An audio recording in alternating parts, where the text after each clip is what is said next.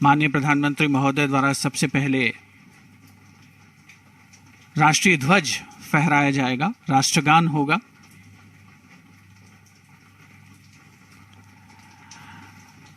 माननीय प्रधानमंत्री महोदय का स्वागत रक्षा राज्य मंत्री श्री अजय भट्ट, केंद्रीय आवास राज्य मंत्री Shri Kaushal Kishore, chief of defence staff general Bipin Rawat, तीनों सेनाओं के प्रमुख द्वारा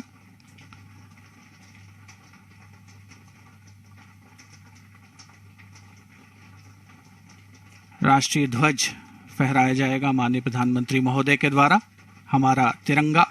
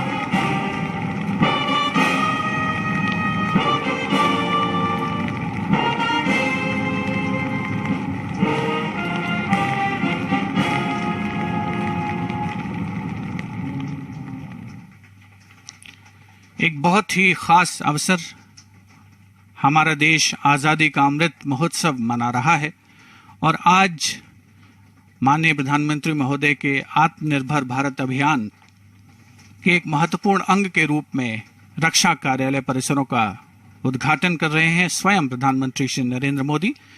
इस अवसर पर एक पट्टिका का अनावरण भी उनके द्वारा किया जा रहा है।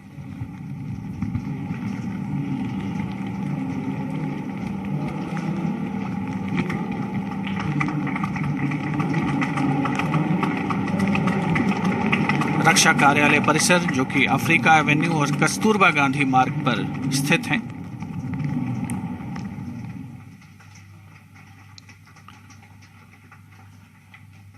माननीय प्रधानमंत्री महोदय इन नवनिर्मित परिसरों का अवलोकन करेंगे, साथ ही यहां उपस्थित सेना, नौसेना, वायुसेना और अन्य सिविल अधिकारियों से बातचीत करेंगे और उपस्थित जन समुदाय को संबोधित करेंगे।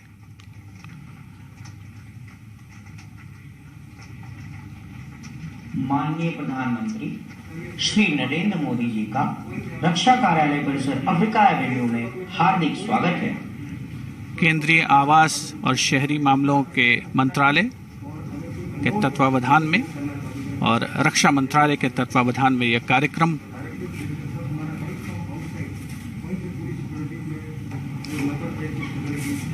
एक महत्वाकांक्षी परियोजना आधुनिक भारत के इतिहास में सेंट्रल विस्टा और उसकी वेबसाइट का भी आज शुभारंभ होगा।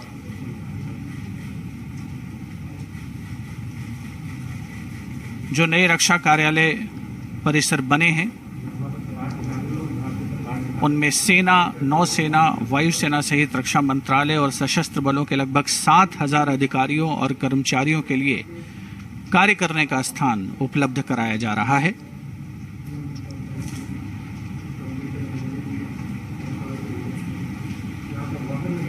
माननीय प्रधानमंत्री महोदय को कार्यालय परिसरों के बारे में जानकारी दी जा रही है।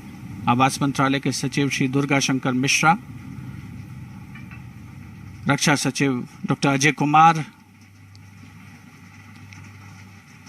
रक्षा मंत्री श्री राजनाथ सिंह और केंद्रीय आवास और शहरी मामलों के मंत्री श्री हरदीप सिंह पुरी एक अत्याधुनिक इमारत, आधुनिक भारत को परिलक्षित करती हुई इन परिसरों के संचालन प्रबंधन के लिए विशेष तौर पर एक एकीकृत कमान और नियंत्रण केंद्र की भी स्थापना की गई है, जो अफ्रीका एवेन्यू और कस्तूरबा गांधी मार्ग स्थित नवनिर्मित कार्यालय की सुरक्षा और सतत निगरानी की जिम्मेदारी का निर्वहन करेगा।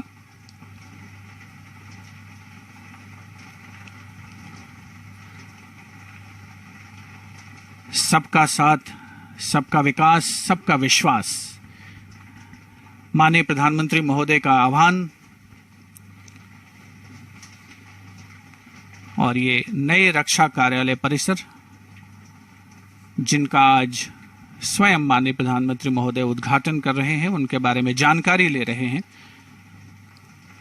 दक्षता, समन्वय, कार्यकुशलता में बढ़ोतरी, ग्रीन बिल्डिंग कंसेप्ट, इन सभी अवधारणाओं को समाहित किया गया है नए रक्षा कार्यालय परिसरों में। रक्षा मंत्री श्री राजनाथ सिंह, केंद्रीय आवास और शहरी मामलों के मंत्री श्री हरदीप सिंह पुरी, रक्षा राज्य मंत्री श्री अजय भट्ट, केंद्रीय आवास राज्य मंत्री श्री कौशल किशोर भी माननीय प्रधानमंत्री महोदय के साथ उपस्थित हैं।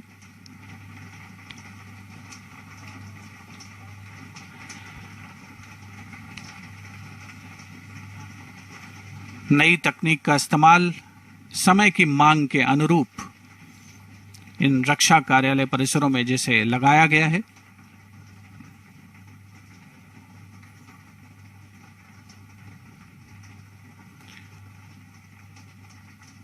ग्रीन बिल्डिंग का कंसेप्ट, जिसमें ऊर्जा दक्षता का खास तौर पर ध्यान रखा जाता है। न केवल अत्याधुनिक सुविधाएं उपलब्ध कराई जा रही हैं इन रक्षा कार्यालय परिसरों में, बल्कि ऊर्जा कुशलता की भी खास अहमियत उसे दी गई है, यानी उपलब्ध ऊर्जा के समुचित इस्तेमाल का भी खास ध्यान रखा गया है।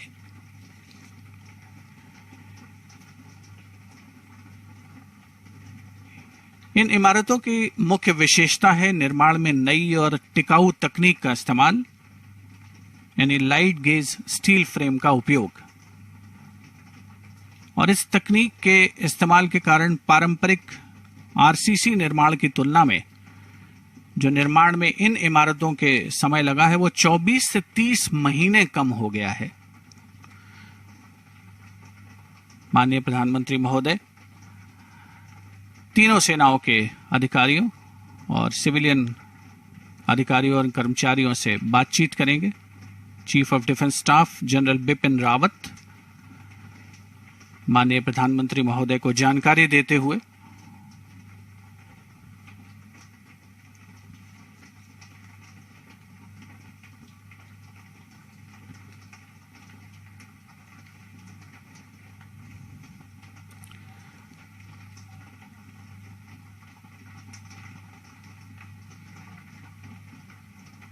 दरअसल सेंट्रल विस्टा योजना के तहत राजपथ के दोनों तरफ नए और अत्याधुनिक संसद भवन और अन्य कार्यालय परिसरों का जो निर्माण होना है, उसी को ध्यान में रखते हुए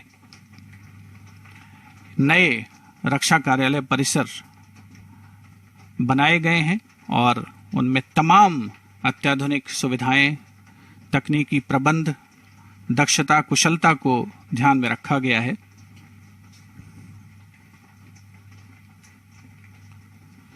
ये दोनों ही कार्यालय सेंट्रल विस्टा परियोजना के तहत बनने वाले डिफेंस एनक्लेव का हिस्सा हैं, जिनका क्षेत्रफल लगभग 99,000 स्क्वायर मीटर आंका गया है।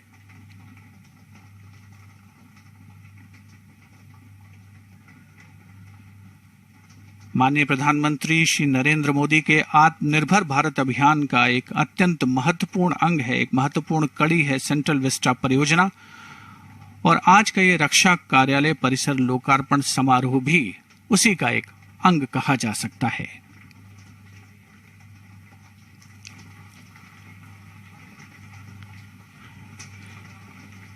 कार्यालय का स्वयं अवलोकन करते हुए माननीय प्रधानमंत्री श्री नरेंद्र मोदी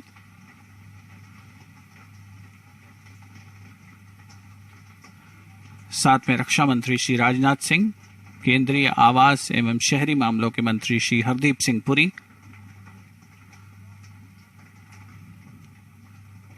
रक्षा राज्य मंत्री श्री अजय भट्ट, केंद्रीय आवास राज्य मंत्री श्री कौशल किशोर, दोनों मंत्रालयों के सचिव,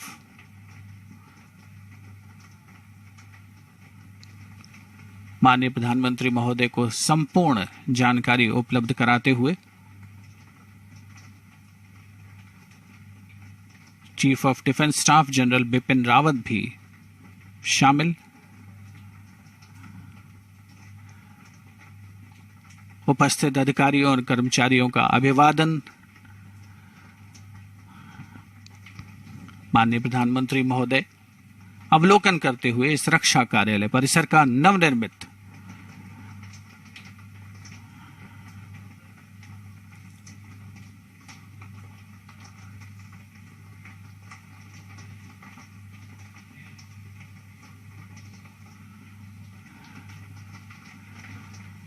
अत्याधुनिक और नवीनतम निर्माण तकनीक की बदौलत सिर्फ 12 महीनों में इन परिसरों का कार्य पूरा हुआ है। ये कार्यालय परिसर उपलब्ध स्थान के समुचित इस्तेमाल, तकनीक और सामग्री के इस्तेमाल में विश्व स्तरीय मानकों पर पूरी तरह खरे उतरते हैं।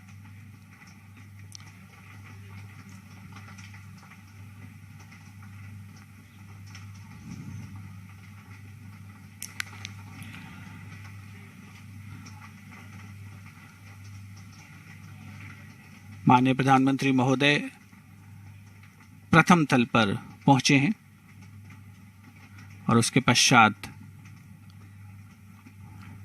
अवलोकन करने के पश्चात रक्षा मंत्रालय, जिसमें सेना, नौसेना, वायुसेना और थल सेना के अधिकारी तथा सिविलियन जो अधिकारी हैं, उनसे भी वार्तालाप करेंगे।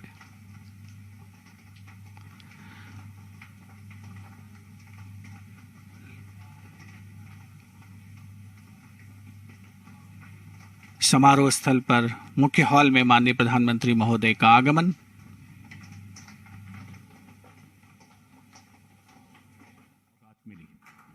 तन में प्रकाश, कठिन वक्त में आस, हर मन का विश्वास। माननीय प्रधानमंत्री की मंच पर गरिमामय उपस्थिति से हम सभी गौरवान्वित हैं। धन्यवाद श्रीमान। मंच पर अपना स्थान ग्रहण करते हुए माननीय प्रधानमंत्री, may I now request the Honorable Minister for Housing and Urban Affairs, Sri Hardeep Singh Puri, for the welcome address, please.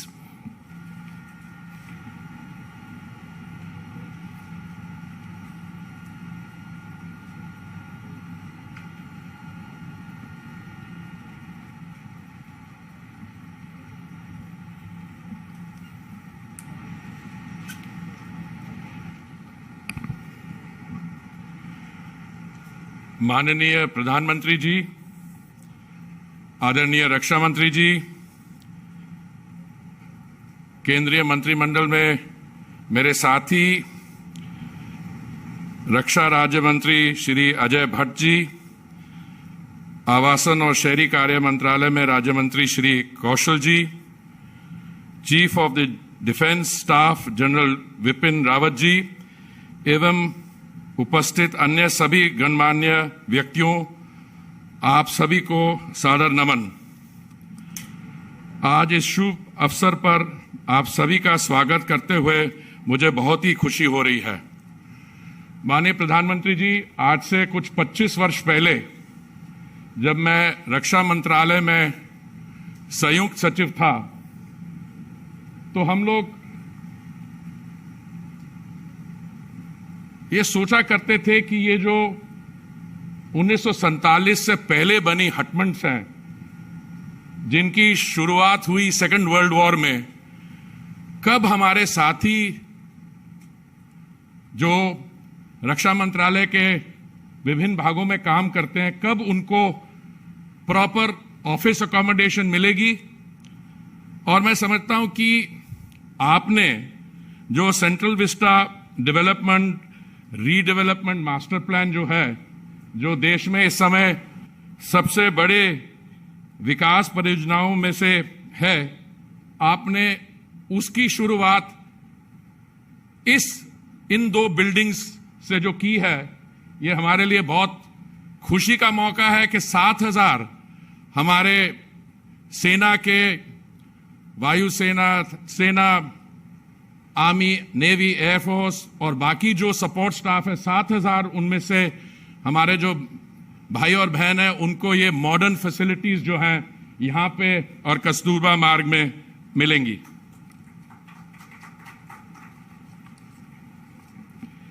Kasturba मार्ग और अफ्रीका एवेन्यू,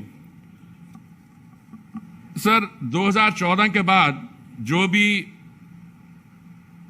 डेवलपमेंट्स प्रोजेक्ट्स आपकी नेतृत्व में लिए गए, उनका हॉलमार्क ये है कि समय से पहले पूरे किए गए और जो कॉस्ट एस्टिमेट्स था उनके बीच में उनकी कंप्लीशन हुई है।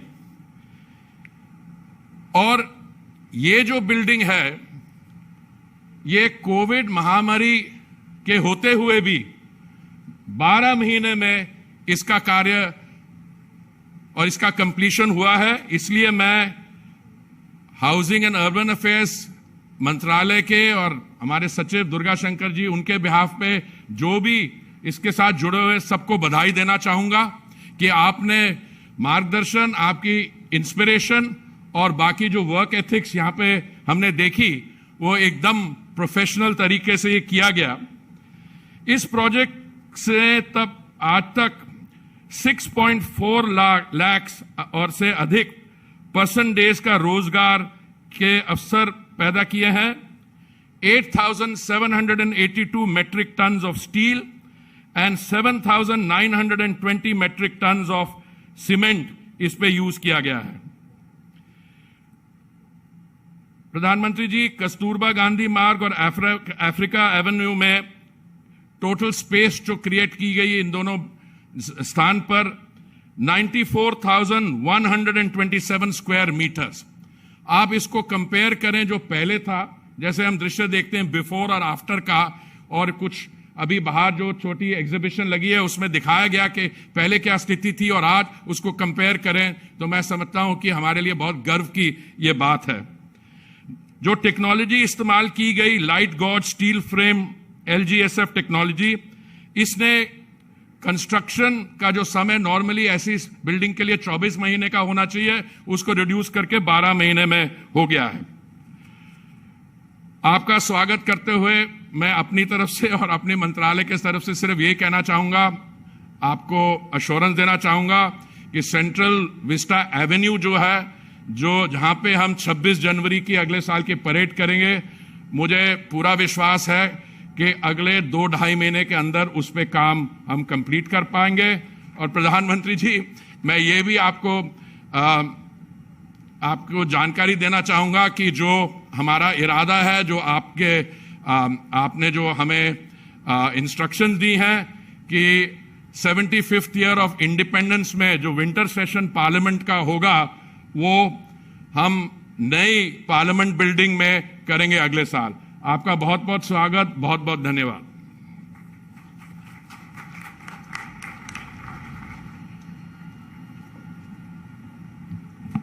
माननीय मंत्री जी का हृदय से धन्यवाद। अब मैं निवेदन करूंगा माननीय रक्षा मंत्री श्री राजनाथ सिंह, जिनकी गरिमा में उपस्थिति से हम अनुग्रहित हैं कि वो आज की सभा को संबोधित करें।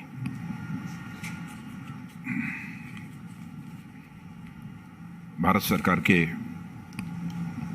मंत्री, सॉरी मंत्री जी गए, पहले उन्हीं का नाम ध्यान आ रहा है। हमारे आदरणीय प्रधानमंत्री जी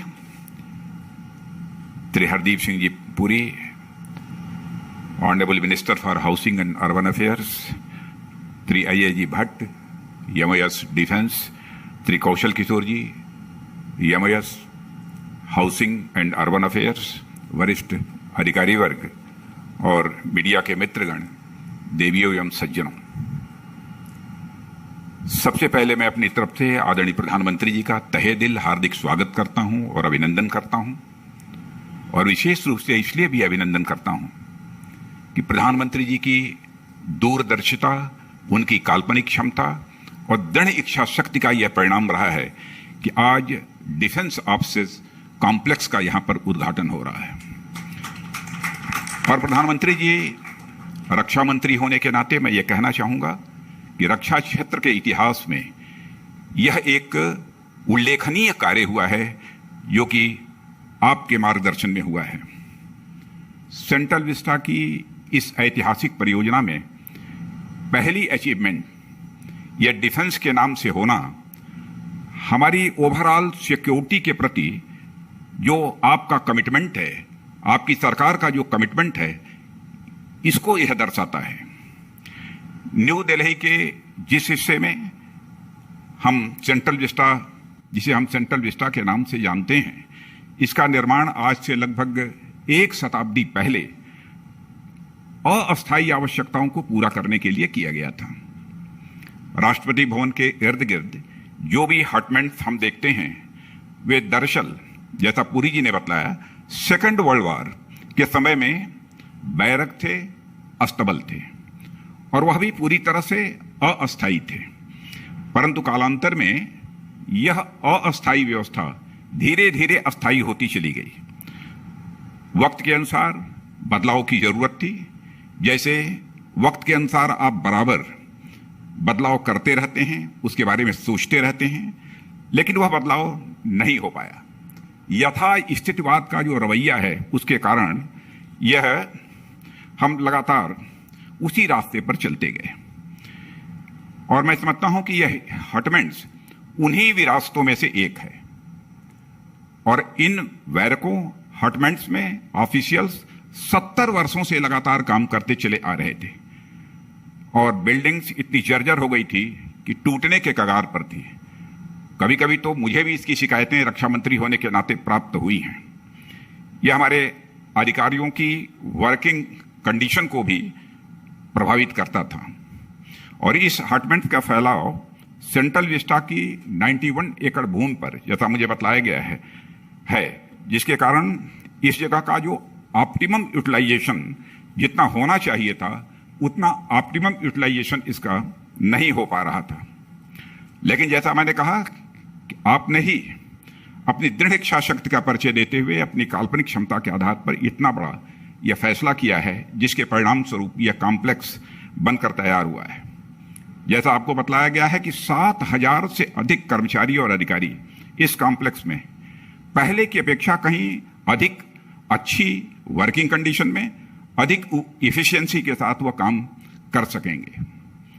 और प्रधानमंत्री जी, यह कॉम्प्लेक्स 21वीं सदी के ऑफिसर्स के लिए हर प्रकार से उपयुक्त है, और हर तरह की सुविधाएं भी इस डिफेंस कॉम्प्लेक्स में उपलब्ध हैं, ऐसा मुझे बतलाया गया है। और साथ ही लोकेशन के कारण विभिन्न ऑफिसर्स के बीच तालमेल भी पहले की अपेक्षा अधिक बढ़ेगा, क्योंकि हटमेंट्स और बैरक्स में यह संभव नहीं था, लेकिन यहां पर कोलोकेशन होने के कारण विभिन्न ऑफिसर्स के बीच जो कोऑर्डिनेशन होना चाहिए, स्वाभाविक रूप से वह कोऑर्डिनेशन बढ़ेगा। और प्रसन्नता का विषय है, जैसा पुरी जी ने भी बतलाया, कि कोविड के चैलेंजेस के बावजूद निर्धारित समय में, माने 1 साल के अंदर ही यह पूरा हो गया। और जिस जुनून के साथ यह हाउसिंग और अर्बन अफेयर्स मिनिस्ट्री ने काम किया है, उसकी जितनी भी प्रशंसा की जाए कम है। और उनके सचिव जब दुर्गा शंकर जी मिश्र से जब भी हमारी बात हुई, तो मैंने उनके अंदर जो जुनून देखा, पहले मुझे नहीं लगता था कि निर्धारित समय में पूरा हो पाएगा, लेकिन जुनून देखने के बाद हमारा विश्वास पक्का होता चला गया कि बार बार वह कहते थे कि नहीं, हम इसको समय के अंदर पूरा करेंगे, और यह कॉम्प्लेक्स पूरा हो गया है। और इस अवसर पर प्रधानमंत्री जी के प्रति मैं आभार व्यक्त करना चाहूंगा, जिनके नेतृत्व में सरकार बनने के साथ ही रक्षा सशक्तिकरण का काम बड़ी तेजी के साथ प्रारंभ हुआ है। चाहे 1 रैंक 1 पेंशन का काम हो, चाहे सीडीएस की नियुक्ति का प्रश्न हो, चाहे डिफेंस मॉडर्नाइजेशन हो, चाहे डिफेंस एक्विजिशन हो, और रक्षा क्षेत्र में आत्मनिर्भरता के लिए आपके नेतृत्व में किए गए प्रयासों का परिणाम अब धीरे धीरे सामने आने लगा है। मैं समझता हूं कि इसमें बहुत विस्तार में जाने की आवश्यकता नहीं है, लेकिन मैं यह भी कहना चाहूंगा कि यह तो अभी एक शुरुआत मात्र है, और सेंट्रल विस्टा के रीडेवलपमेंट की शुरुआत नेशनल वार मेमोरियल के साथ होना, मैं समझता हूं स्वयं इस प्रकार की आपकी दूरदर्शिता और हमारी सेनाओं के प्रति आपके कमिटमेंट को यह दर्शाता है। देवियों और सज्जनों, नए पार्लियामेंट के कंप्लीशन और सेंट्रल विस्टा के पुनर्निर्माण के साथ माननीय प्रधानमंत्री जी की परिकल्पना के अनुरूप जब यह इलाका निखर कर भव्यता के साथ सामने आएगा, तब यह नए और सशक्त भारत का पूरी तरह से प्रतिनिधित्व करेगा, ऐसा मेरा पक्का विश्वास है। इस अवसर पर मैं आवासन और शहरी कार्य मंत्री श्री हरदीप सिंह जी पुरी और उनके पूरे मंत्रालय को और CPWD विभाग को भी हार्दिक बधाई देता हूं, और जो उन्होंने अथक परिश्रम किया है तब जाकर यह निर्माण पूरा हो गया है, इसलिए पुनः अपनी तरफ से उन सबको हृदय की गहराइयों से बधाई देते हुए और आपके प्रति आभार व्यक्त करते हुए अपना निवेदन समाप्त करता हूं। बहुत बहुत धन्यवाद।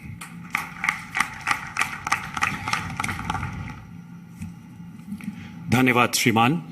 2021 आजादी का अमृत महोत्सव 1971 के महासंग्राम का स्वर्णिम विजय वर्ष, वो महाविजय जिसने दुनिया के नक्शे को बदल के रख दिया। जैसा कि माननीय रक्षा मंत्री ने बताया, पूरा देश आजादी के परवानों का शूरवीर सैनिकों को अपने श्रद्धा सुमन अर्पित कर रहा है। माननीय प्रधानमंत्री द्वारा उद्घाटित ये भव्य कार्यालय परिसर नमन कृतज्ञ राष्ट्र का भारतीय सेनाओं के प्रति। ये अत्याधुनिक इमारतें आवास एवं शहरी मामलों के मंत्रालय तथा रक्षा मंत्रालय के उत्कृष्ट तालमेल की भी एक मिसाल पेश करती हैं। इन्हीं भावनाओं को, इन्हीं स्वरों को गुंजित करती है हमारी अगली लघु film please sit back and admire. जिनके मजबूत कंधों पर है देश की सुरक्षा की बागडोर, थल, जल और नभ, जिनकी निगाहें हैं हर ओर, सीना ताने जो हर संकट में बने हैं देश के सुरक्षा कवच। इनकी कर्तव्य परायणता और सजगता के कारण ही तो देश मना रहा आजादी का अमृत महोत्सव। प्रधानमंत्री नरेंद्र मोदी की विजनरी लीडरशिप में जब शुरू हुआ central Vista development redevelopment master plan, तब इस प्रोजेक्ट के तहत 90 सालों में पहली बार इस क्षेत्र के 62 एकड़ में कार्यरत हमारे सेना नायकों को प्राथमिकता देकर उन्हें आधुनिक सुविधाओं के साथ बेहतर स्थान पर स्थानांतरित करने का किया गया विचार। पहले जहां हमारे 7000 सेना नायक, जिनमें लेफ्टिनेंट जनरल रैंक तक के ऑफिसर शामिल हैं, वे द्वितीय विश्व युद्ध के समय बने हटमेंट यानी अस्थायी कार्यालय और जिनका अंग्रेजों द्वारा अस्तबल के रूप में इस्तेमाल किया जाता था, वहां कार्य करते थे। लेकिन आज हुआ है कस्तूरबा गांधी मार्ग और अफ्रीका एवेन्यू के 13 एकड़ क्षेत्र में state of the art technology से युक्त अत्याधुनिक कार्यालय परिसर का निर्माण। Resource efficient, environment friendly, light gauge steel frame जैसी न्यू टेक्नोलॉजी LGSF का उपयोग कर 12 से 13 महीने के कम समय में ही इस ऐतिहासिक निर्माण कार्य को किया गया है पूरा। यहाँ है rooftop solar panels, rain water harvesting, zero waste campus, occupancy sensors, puzzle parking जैसी स्वचालित और नवीनतम प्रणाली जो पार्किंग की पूरी व्यवस्था का रूप ही बदल देगा। साथ ही हॉस्पिटल, मॉडर्न बैरिक्स, जवानों के लिए कैफेटेरिया के साथ 24 hours 7 days a week full fledged kitchen और एम्यूनिशन बैकअप फैसिलिटी, सुरक्षा के लिए high level security installations, integrated command और control centre, facial recognition system. इसके इंटीरियर में है झलक ग्लोबल ऑफिस ट्रेंड्स की। कोविड जैसे चुनौतीपूर्ण समय के बावजूद भी 6.5 लाख पर्सन्स डे के रोजगार का सृजन कर आत्मनिर्भर भारत के तहत इस भव्य इमारत का 8000 टन सीमेंट, 9000 टन स्टील का इस्तेमाल कर निर्माण दिखलाता है न्यू इंडिया की ताकत को। और इतने बड़े और भव्य निर्माण में एक भी पेड़ का न काटा जाना पर्यावरण के प्रति हमारी संवेदनशीलता को भी करता है उजागर। आज प्रधानमंत्री नरेंद्र मोदी इस अत्याधुनिक भवन को आजादी के अमृत महोत्सव के अवसर पर सौंप रहे हैं हमारे उन सेना नायकों को जिनकी रगों में बहता है भारत और जिनके हाथों में शान से लहराता है।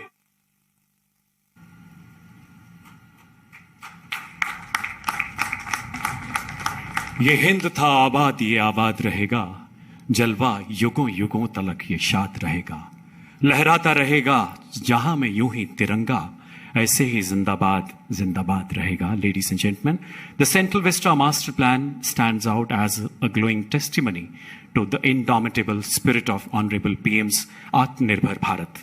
A comprehensive website has been designed to capture the historical journey of this mega project. देवी और सज्जनों, अब समय है इस वेबसाइट के अनावरण का.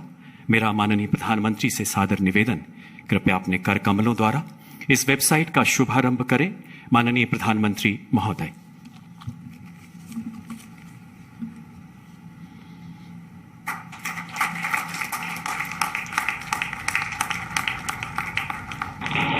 माननीय प्रधानमंत्री श्री नरेंद्र मोदी के अतुलनीय नेतृत्व में सेंट्रल विस्टा प्रोजेक्ट की परिकल्पना की गई है। एक ऐसी परियोजना जो आत्मनिर्भर भारत की संकल्पना के अनुरूप देश को एक अत्याधुनिक बुनियादी ढांचा प्रदान कर रही है, स्वावलंबन की नींव पर नए भारत के सपने को साकार कर रही है। इस महत्वाकांक्षी प्रयास के बारे में जनमानस के जहन में कई प्रकार के प्रश्न हैं। इसके विभिन्न पहलुओं को लेकर लोग बड़ी जिज्ञासा में हैं। देश के कोने कोने में लाखों लोग इसके बारे में जानने के उत्सुक हैं। ये वेबसाइट www.centralvista.gov.in उसी दिशा में सभी जानकारियां पारदर्शी रूप से प्रदान करने का एक डिजिटल माध्यम है। एक ऐसी वेबसाइट जो सेंट्रल विस्टा की पिछली 100 साल की यात्रा को खुद में समाहित कर आने वाले परिवर्तनों को भी रेखांकित करती है। इसमें विभिन्न प्रोजेक्ट्स जैसे स्वतंत्र भारत की प्रथम संसद, विश्व स्तरीय सेंट्रल विस्टा एवेन्यू, अत्याधुनिक केंद्रीय सचिवालय, रक्षा एन्क्लेव, एग्जीक्यूटिव एन्क्लेव के बारे में भी विस्तृत जानकारी उपलब्ध है। इसी के साथ परिसर के पुनर्विकास की औचित्य का भी विवरण देकर हर प्रकार की भ्रांतियों का निवारण भी इसमें किया गया है। निरंतर हो रहे कार्य की प्रगति का विवरण भी इसमें शामिल है। हिंदी एवं अंग्रेजी दोनों भाषाओं में उपलब्ध वेबसाइट में देशवासियों द्वारा अपने बहुमूल्य सुझाव देने का भी प्रावधान है। सभी देशवासी www.centralvista.gov.in की यात्रा पर अवश्य जाएं। देश हित में अपने सुझाव साझा करें। इसमें सहभागी बनकर राष्ट्र निर्माण के यज्ञ में अपनी कार्यांजलि अवश्य अर्पित करें। जैसा कि आप देख रहे हैं विभिन्न पहलू,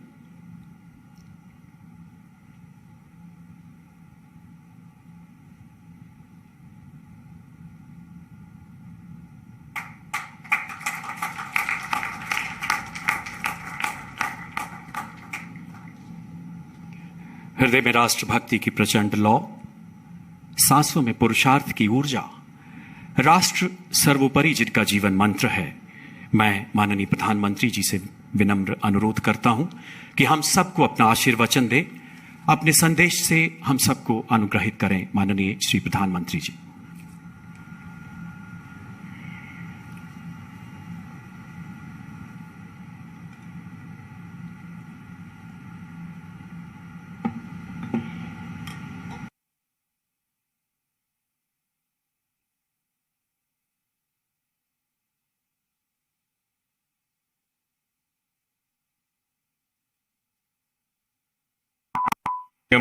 मंत्रिमंडल के मेरे वरिष्ठ सहयोगी श्रीमान Rajnath Singh ji, Hardeep Singh Puri ji, Ajay Bhatt ji, Kaushal Kishore ji, chief of defence staff general Bipin Rawat ji, तीनों सेनाओं के प्रमुख, वरिष्ठ अधिकारीगण, अन्य महानुभाव, देवी और सज्जनों, आजादी के 75वें वर्ष में आज हम देश की राजधानी को नए भारत की आवश्यकताओं और आकांक्षाओं के अनुसार विकसित करने की तरफ एक महत्वपूर्ण कदम बढ़ा रहे हैं। ये नया डिफेंस ऑफिस कॉम्प्लेक्स हमारी सेनाओं के कामकाज को अधिक सुविधाजनक, अधिक प्रभावी बनाने के प्रयासों को और सशक्त करने वाला है। इन नई सुविधाओं के लिए डिफेंस से जुड़े सभी साथियों को मैं बहुत बहुत बधाई देता हूं। साथियों, आप सभी परिचित हैं कि अभी तक डिफेंस से जुड़ा हमारा कामकाज दूसरे विश्व युद्ध के दौरान बनाए गए हटबैंड से ही चल रहा था। ऐसे हटबैंड्स जिनको उस समय घोड़ों के अस्तबल और बैरकों से संबंधित जरूरतों के अनुसार बनाया गया था। आजादी के बाद के दशकों में इनको रक्षा मंत्रालय, थल सेना, नौसेना और वायुसेना के दफ्तरों के रूप में विकसित करने के लिए समय समय पर हल्की फुल्की मरम्मत हो जाती थी। कोई ऊपर के अधिकारी आने वाले तो थोड़ा पेंटिंग हो जाता था और ऐसे ही चलता रहा। इसकी जब बारीकियों के मैंने देखा तो मेरे मन में पहला विचार यह आया कि ऐसी बुरी अवस्था में हमारे इतने प्रमुख सेना के लोग देश की रक्षा के लिए काम करते हैं,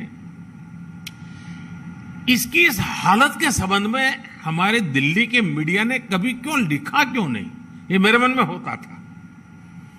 वरना ये ऐसी जगह थी कि जरूर कोई इनको आलोचना करता कि भारत सरकार क्या कर रही है, लेकिन पता नहीं किसी ने इस पर ध्यान नहीं दिया। इन हटबैंड्स में आने वाली परेशानियों को भी आप लोग भलीभांति जानते हैं। आज जब 21वीं सदी के भारत की सैन्य ताकत को हम हर लिहाज से आधुनिक बनाने में जुटे हैं, एक से एक आधुनिक हथियारों से लैस करने में जुटे हैं, बॉर्डर इंफ्रास्ट्रक्चर को आधुनिक बनाया जा रहा है, चीफ ऑफ डिफेंस स्टाफ के माध्यम से सेनाओं का कोऑर्डिनेशन बेहतर हो रहा है,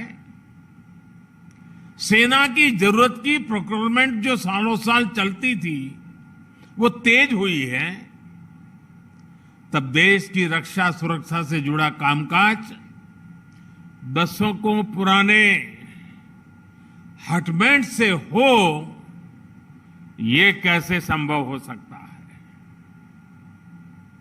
और इसलिए इन स्थितियों को बदलना भी बहुत जरूरी था। और मैं ये भी बताना चाहूंगा कि जो लोग सेंट्रल विस्टा के प्रोजेक्ट के पीछे डंडा लेकर के पड़े थे, वे बड़ी चतुराई से, बड़ी चालाकी से सेंट्रल विस्टा प्रोजेक्ट का ये भी एक हिस्सा है। 7,000 से अधिक सेना के अफसर जहां काम करते हैं, वो व्यवस्था विकसित हो रही है, इस पर बिल्कुल चुप रहते थे, क्योंकि उनको मालूम था कि जो भ्रम फैलाने का इरादा, झूठ फैलाने का इरादा है, जैसे ही इस बात की सामने आएगा तो फिर उनकी सारी गपबाजी चल नहीं पाएगी। लेकिन आज देश देख रहा है कि सेंट्रल विस्टा के पीछे हम कर क्या रहे हैं। अब देखिए, अब केजी मार्ग और अफ्रीका एवेन्यू में बने ये आधुनिक ऑफिस राष्ट्र की सुरक्षा से जुड़े हर काम को प्रभावी रूप से चलाने में बहुत मदद करेंगे। राजधानी में आधुनिक डिफेंस एन्क्लेव के निर्माण की तरफ ये बड़ा और महत्वपूर्ण स्टेप है। दोनों परिसरों में हमारे जवानों और कर्मचारियों के लिए हर जरूरी सुविधा दी गई है। और मैं आज देशवासियों के सामने मेरे मन में जो मंथन चल रहा था उसका भी जिक्र करना चाहता हूं। 2014 में आपने मुझे सेवा करने का सौभाग्य दिया और तब भी मुझे लगता था कि ये सरकारी दफ्तरों के हाल ठीक नहीं है। संसद भवन के हाल ठीक नहीं है। और 2014 में आकर के ही मैं पहला ये काम कर सकता था, लेकिन मैंने वो रास्ता नहीं चुना। मैंने सबसे पहले भारत की आन बान शान, भारत के लिए जीने वाले, भारत के लिए जूझने वाले हमारे देश के वीर जवान जो मातृभूमि के लिए शहीद हो गए, उनका स्मारक बनाना सबसे पहले तय किया। और आज जो काम आजादी के तुरंत बाद होना चाहिए था, वो काम 2014 के बाद प्रारंभ हुआ। और उस काम को पूर्ण करने के बाद हमने हमारे दफ्तरों को ठीक करने के लिए सेंट्रल विस्टा का काम उठाया। सबसे पहले हमने याद किया मेरे देश के वीर शहीदों को, वीर जवानों को। साथियों, ये जो निर्माण कार्य हुआ है, कामकाज के साथ साथ यहां आवासीय परिसर भी बनाए गए हैं। जो जवान 24/7 महत्वपूर्ण सुरक्षा कार्यों में लगे रहते हैं, उनके लिए जरूरी आवास, किचन, मेस, इलाज से जुड़ी आधुनिक सुविधाएं, इन सब का भी निर्माण किया गया है। देश भर से जो हजारों रिटायर्ड सैनिक अपने पुराने सरकारी कामकाज के लिए यहां आते हैं, उनको भी अब उनके उम्र के एक स्थिति पर वो पहुंचे हैं, उनका भी विशेष ख्याल रखना, उनको ज्यादा परेशानी ना हो, इसके लिए भी उचित कनेक्टिविटी का यहां ध्यान रखा गया है। एक अच्छी बात यह भी है, जो बिल्डिंगें बनी हैं वो इको फ्रेंडली है, और राजधानी के भवनों का जो पुरातन रंग रूप है, जो उसकी एक पहचान है, उसको बरकरार रखा गया है, उसको बनाए रखा गया है।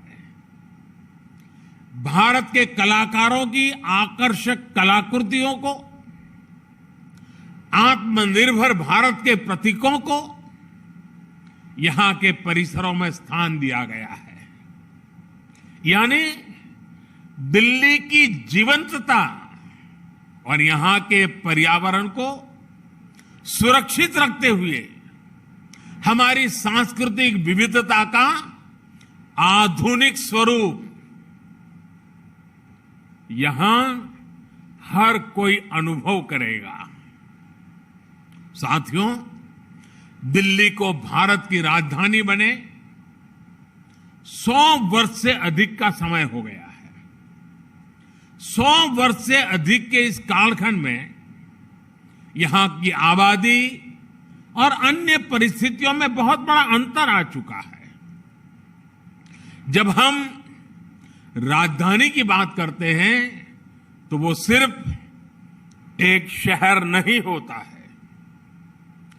किसी भी देश की राजधानी उस देश की सोच, उस देश के संकल्प, उस देश का सामर्थ्य और उस देश की संस्कृति के प्रतीक होती है। भारत तो लोकतंत्र की जननी है, इसलिए भारत की राजधानी ऐसी होनी चाहिए जिसके केंद्र में लोक हो, जनता जनार्दन हो।